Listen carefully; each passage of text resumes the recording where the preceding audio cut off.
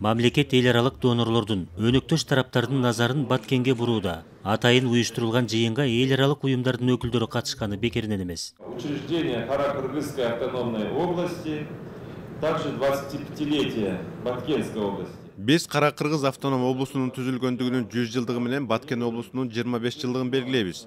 Быйыл завод, фабрика, электростанция баштаган 100дөн кем эмес ири долбоорду ишке ашыруу максат кылынып жатат.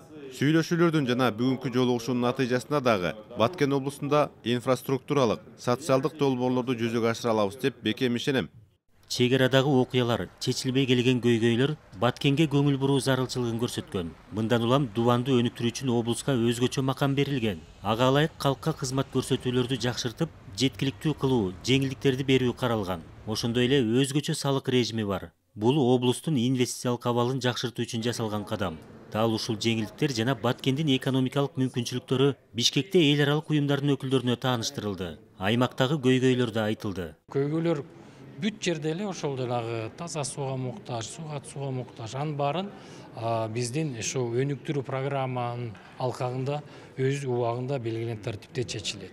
Кызыккандар көп, айыл чарбага аябай кызыгып атышат. Жанагы күн электр станцияларды куруу, шамал электр станциялары куруу боюнча.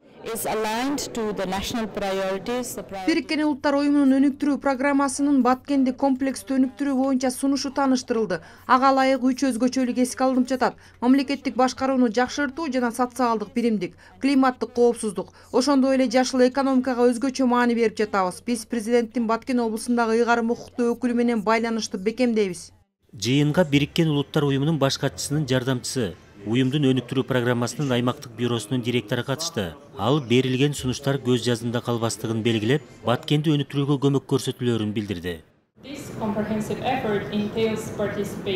Биз өкмөт, жарандык коом жана жергиликтүү эл менен тыгыз байланышып, аймак эмнеге муктаж экенин билишибиз керек. Дал ушундай иш алып баруу чыныгы көйгөйлөрдүн чечилишине жол ачат деп ишенем. Биргелешкен аракет менен Баткендин жашоочуларына жаркын келечекти кура алабыз.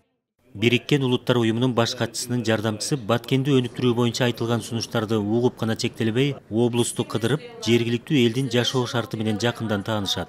Анын Дубанга сапары 5 мартка белгиленген. Калыгул Асанбаев, Бексултан Курманбек уулу, Ала Тоо 24.